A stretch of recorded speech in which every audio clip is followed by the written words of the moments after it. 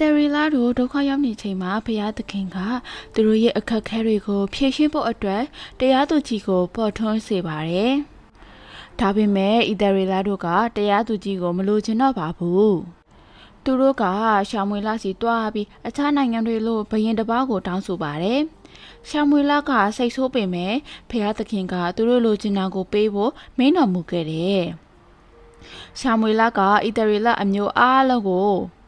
ထောင်းနဲ့ချီစူးစီးစေပြီးမဲခွဲစေခဲ့တယ်။ဘယိုင်းမဲအနွယ်ရွေးချယ်ခဲ့ပြီးနောက်ဆုံးရွေးချယ်ခံရတဲ့သူကရှောလူပဲဖြစ်ပါတယ်။ရှောလူကအီတရီလာတို့ရဲ့ပထမဆုံးဘယင်ဖြစ်လာခဲ့တယ်။အစပိုင်းမှာတော့ဘယင်တစ်ပါးအနေနဲ့ရှောလူကနှိမ်ချပြီး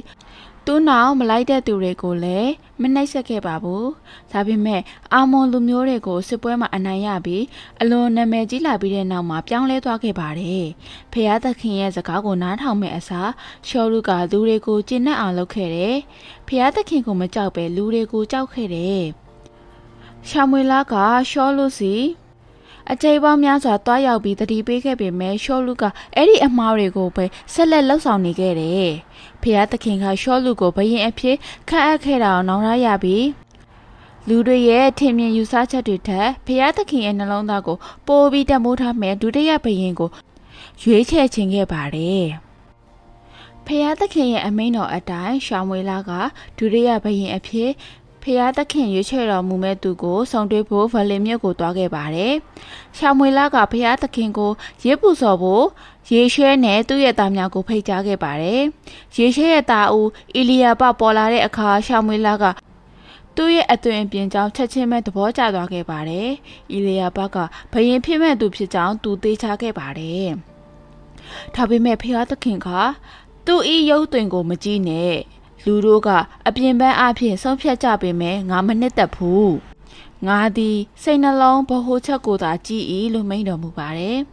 ထို့နောက်မှာယေရှဲရဲ့ဒုတိယသားနဲ့အခြားသား9ယောက်တို့ကရှောင်းမွေလာရှိကနေဖြတ်သွားကြပါတယ်ဒါပေမဲ့သူတို့ထဲမှာတရားအောင်မှဖျားသခင်ရဲ့ရွေးကောက်တော်မူတဲ့သူတွေမဟုတ်ကြပါဘူးရှောင်းမွေလာကယေရှဲကိုဒီသားတို့ကတင့်မှရှိတဲ့သားတွေအကုန်လုံးပဲလားလို့မေးတဲ့အခါအငယ်ဆုံးနောက်တစ်ယောက်ရှိသေးတယ်လို့ယေရှဲကပြန်ဖြေပါတယ်။အဲ့ဒီကိုမရောက်လာခဲ့တဲ့သားကလယ်ကွင်းမှာတိုးထိတ်နေပါတယ်။အီတရီလအမျိုးတို့မှာအကြီးမြတ်ဆုံးပရောဖက်ကမိမိတို့အိမ်ကိုလာလဲပေမဲ့အငယ်ဆုံးသားကဖိတ်ကြားခြင်းမခံရပါဘူး။သူ့တောင်ဝန်ကိုလောက်ရင်ကုံဆုံးနေခဲ့ရပါတယ်။သူ့မိသားစုကအတိအမှန်မဖြူတဲ့သားကတော့ဒါဝိပဲဖြစ်ပါတယ်။ရှောမွေလာကယေရှဲအားသူ့ကိုချက်ချင်းခေါ်ခဲ့ပါလို့ပြောပါတယ်။ဒါဝိရောက်လာတဲ့အခါတမန်ကျမ်းစာမှာဖော်ပြထားတာကသူကနီမြန်းပြီးလှပတဲ့မျက်လုံးများရှိပြီးချော်မော့တယ်လို့ဆိုထားပါတယ်။ထား၍သူ့အားစီလိမ့်လောလို့ဖျားသခင်ကရှေမွေလာအားမိန့်ပါတယ်။ဖျားသခင်ကဘလိုမျိုးစိတ်နှလုံးကိုဒါဝိစီမှာမြင်တွေ့ခဲ့လို့ဒါဝိကအီတရီလာတို့ရဲ့ဒုတိယမြောက်ဘယင်အဖြစ်ခန့်အပ်ခြင်းကိုခံခဲ့ရတာလေဓမ္မရာဇဝင်ကျမ်းသမိုင်းပြစ္စမဆောင်ကိုကျွန်တော်တို့ဖတ်ရှုကြည့်တဲ့အခါရှောလူလူမျိုးဒါဝိကလည်းအမှားများစွာပြုလုပ်ခဲ့တာကိုတွေ့ရပါတယ်ဒါပေမဲ့ဒါဝိကအမှန်တကယ်နောင်တရပြီးဖျားသခင်ရဲ့နှုတ်ကပတ်တော်ကိုနားခံကဖျားသခင်ကိုသူ့ရဲ့နှလုံးသားဗဟိုချက်မှာထားဖို့ဆုံးဖြတ်ခဲ့ပါတယ်တူညီတဲ့အဖြစ်တွေကိုထပ်ခါတလဲလဲမလုပ်ခဲ့ပါဘူး